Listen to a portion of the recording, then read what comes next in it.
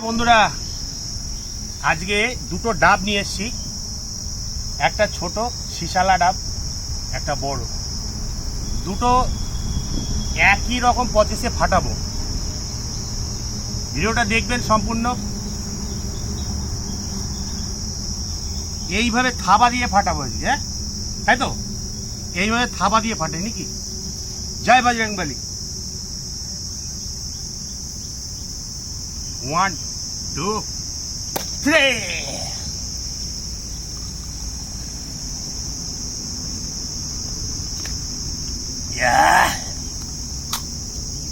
বাপরে, শ্বাসও হয়েছে, শ্বাস হয়েছে। দেখ বাবু, আর একটা আছে, এটাকে সেম পদ্ধতি দেখি পারি কি। রেডি?